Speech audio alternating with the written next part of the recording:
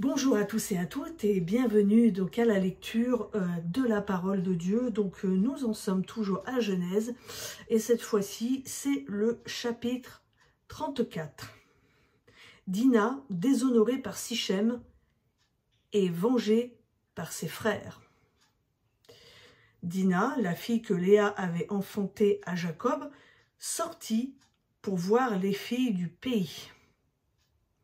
Sichem, fils du Hévien, Hamor, prince du pays, la vit, l'enleva, coucha avec elle et la déshonora. Il s'attacha de toute son âme à Dina, fille de Jacob.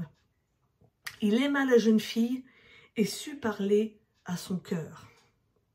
Sichem dit à son père Hamor, « Donne-moi cette fille pour femme. » Jacob apprit qu'il avait déshonoré sa fille Dina, mais comme ses fils étaient au champ avec son troupeau, Jacob garda le silence jusqu'à leur arrivée. Hamor, père de Sichem, sortit auprès de Jacob pour lui parler. Les fils de Jacob arrivaient des champs lorsqu'ils apprirent la chose. Ces hommes furent consternés et se mirent dans une grande colère parce que Sichem avait commis une infamie en Israël en couchant avec la fille de Jacob, ce qui était inadmissible.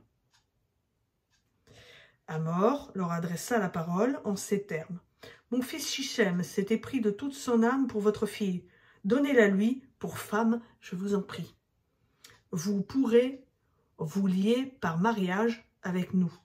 Vous nous donnerez vos filles et vous prendrez pour vous les nôtres.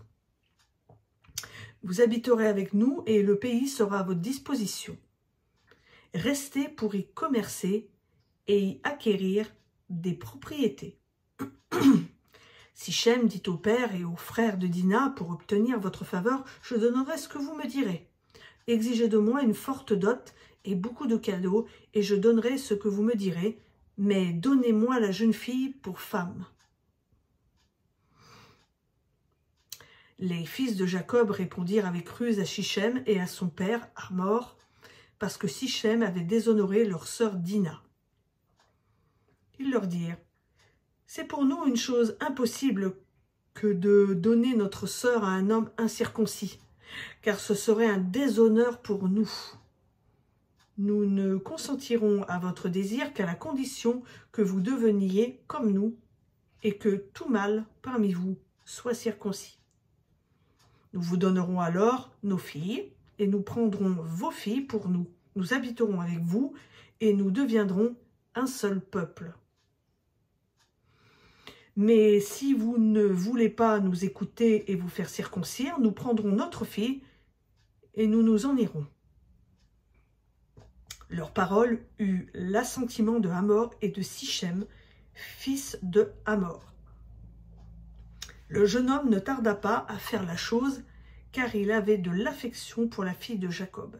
Il était le plus considéré de tous, ceux de la maison de son père.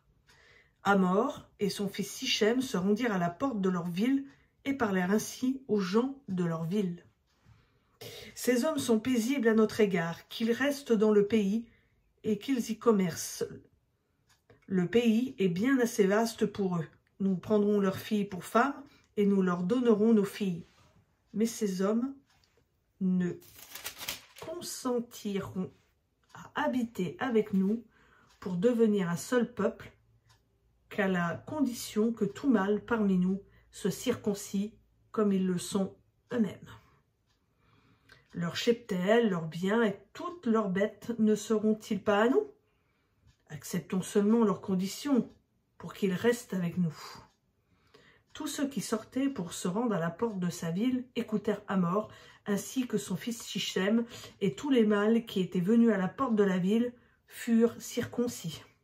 Le troisième jour, pendant qu'ils étaient souffrants, les deux fils de Jacob, Siméon et Lévi, frères de Dina, prirent chacun leur épée, arrivèrent dans la ville qui se croyait en sécurité et tuèrent tous les mâles. Ils passèrent aussi au fil de l'épée Hamor et son fils Sichem. Ils reprirent Dina de la maison de Sichem et sortirent. Les fils de Jacob se jetèrent sur les morts et pillèrent la ville parce qu'on avait déshonoré leur sœur. Ils prirent leurs petits et leurs gros bétail, leurs ânes, ce qui était dans la ville et ce qui était à la campagne. Ils capturèrent et pillèrent toutes leurs richesses, leurs enfants et leurs femmes, ainsi que tous ceux qui se trouvaient dans les maisons. Alors Jacob dit à Siméon et à Lévi, « Vous me causez du souci en me rendant odieux aux habitants du pays, aux Cananéens et aux Phéréziens. Je n'ai, moi, qu'un petit nombre d'hommes. Ils se rassembleront contre moi, ils me frapperont et je serai détruit avec ma famille. » Ils répondirent, « Va-t-on traiter notre sœur comme une prostituée ?» Donc voilà, c'était la lecture de Genèse, chapitre 34. Je vous souhaite à tous et à toutes une bonne fin de journée et à bientôt sur Elolam.